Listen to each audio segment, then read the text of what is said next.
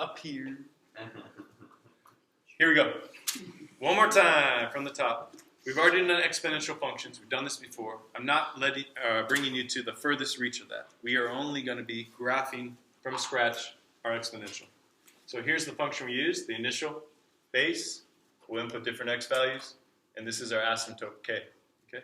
So here are the three things we have to check off as we find them. We need to know the y-intercept, asymptote, and what's happening in the end behavior. Is it going up to the right, or is it going up to the left? Is it going down? What's happening? Okay. So, to start, y-intercept. What is my x value when I'm on the y-axis? Here's x is 4, 3, 2, 1. X is 0. I'm on my y-axis. So to find the y-intercept, you can always plug in 0 for x to find your intercept. Now, it isn't always going to be that initial value. It's not always going to be the initial value. When we have the asymptote, we have to plug in 0 and see what happens. So what I say is, since it always works to plug in 0, I don't want to teach a shortcut. I want to teach you find the y-intercept by plugging in 0 for x. So let's plug in 0 for x right here. 3 to the 0 power is 1. 2 times 1? 2. Plus 1? 3. So we just figured out that at 1, 2, 3, there's my y-intercept at 3. Okay? So how do we find the y-intercept? We plug in 0 for x, and we got 3. Great. Let's keep going. This k value is always my asymptote, so what is my asymptote for this problem? For this, it's kind of hidden. That. 1. So watch. Here, make a dashed line. This dashed line, I will label it, and it's important to label it. Y is equal to 1. Remember, our y values, y is equal to 1 is first level. Y is equal to 2, second level. Third, 3, moves up. Y is equal to 1 is my asymptote, and it's also my k value. For the test, you will have to put this. I want you to circle it and star it. You must have y is equal to 1.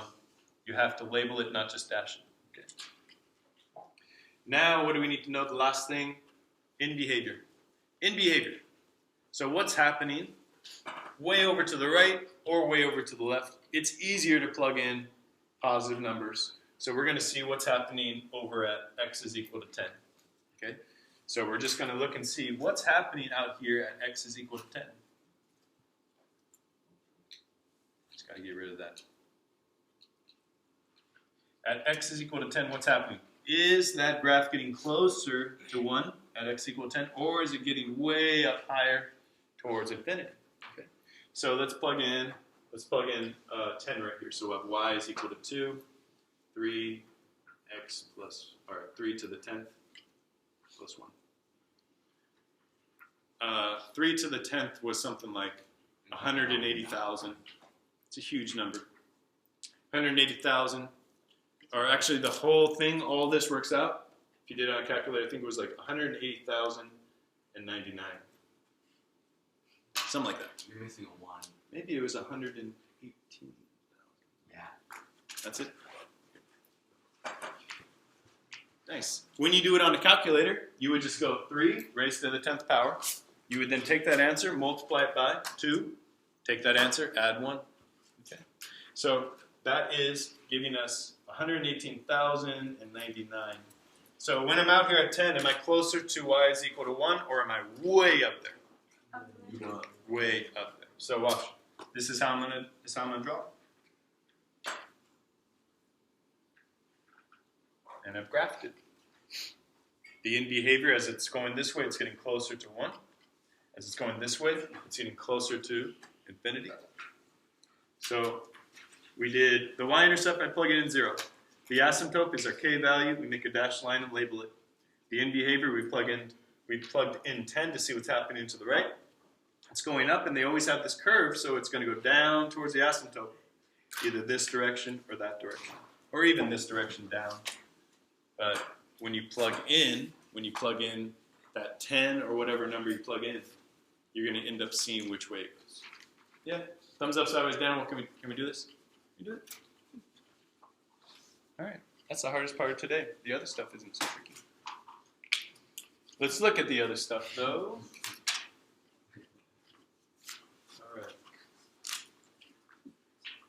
Building functions, remember, these functions, this means, what does this mean? Somebody help me out. What's this mean? The f function minus the g. Just keep in mind, you have to have parentheses so you don't mess up that negative distribution. Let's go and write it out. F of x, x plus 2. Right? You can even parenthesize everything. Minus 3x minus 1. You see, the reason why I use parentheses is, what happens? If I didn't use parentheses, you might end up saying, well, I'm just subtracting them, right? But it's minus this whole expression, not minus 3x and then whatever's left. So if I put the parentheses and put a star right here, use parentheses. Okay. For the homework, and I'll tell you the scope for what I'm going to focus on. I'm going to focus on f times g and f minus g. F plus g is too easy. F divided by g, we don't have too much to do with it. So in the homework, I made a note, but if you end up with this, with f plus g of x, you're going to end up I want you to change it and just do it as multiplication. If you have f divided by g of x, I just want you to change it so you're doing subtraction. Okay, so the reducers, division and subtraction, become subtraction. Addition is going to become multiplication. I just want you to focus on the subtraction and the multiplication. That's a good scope for now. Yeah. On the test, will it have division? No. On the test, we'll just have subtraction and multiplication. So that's what I'm focusing on. Just because in Math 1 we can't do much with the division. There's reasons why I'm doing it. What should we do now? 1, 2. What else? What else is this called? It's not FOIL. Oh, this is going to be FOIL. Just distribute. I don't want to mix up words, so be real specific with it. Distributing that negative is the next step. When we do so, we get x plus 2 minus 3x plus 1. Because a negative times positive is a negative. Combine like terms. X and negative 3. Tell your neighbor what that is. 1 second. Tell your neighbor real quick. Positive x, negative 3x. Yeah? Yeah? Isabel, what'd you say? Okay, negative 2. X. All right. You have half of a second to figure out what those combine for. 3. Everyone's like, don't even ask us questions like that. Bro. Sorry, so messy. Thumbs up, sideways, down for subtraction. Can we do that? Can anybody tell me the crux? What's the hardest part? What's the one place you can mess up? Distribute, knowing to do the parentheses and then distributing the negatives. It's all right here, right? That's like the problem. Combining terms, adding positive negatives, I hope that is better for you. If you need, use a number line. If I was confused with these two, 0, 1, 2, 3, negative 3, plus 1, plus 1, negative 2. Okay. So use a number line if you need to. Just reinforce so you have 100%. Or guess what? Use a calculator. Use a calculator. Candy Crux. Oh, Hey. Candy Crux. Subtle. Oh. And donation. Last one. This one, I want you to write right next to it, FOIL. FOIL. First, outer, inner, last. This is the combination. Combination of products we're going to arrive with. So what we multiply together. All right.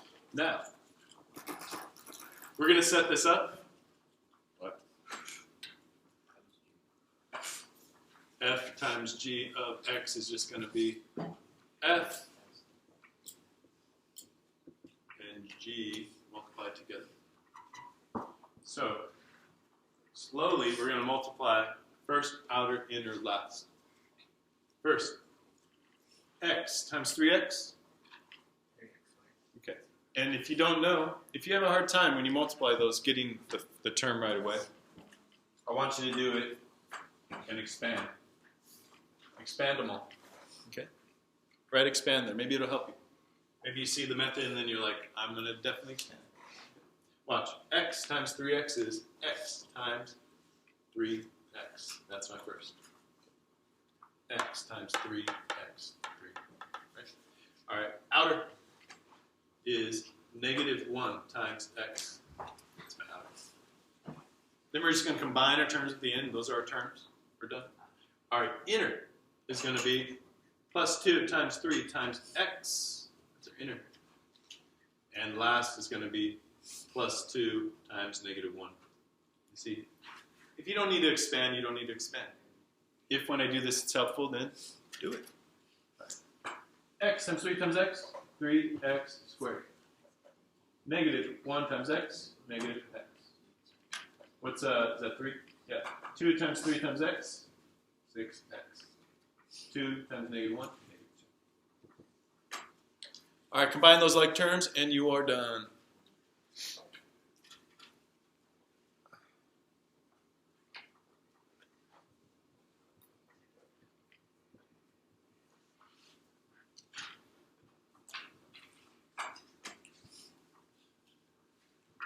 What do you think?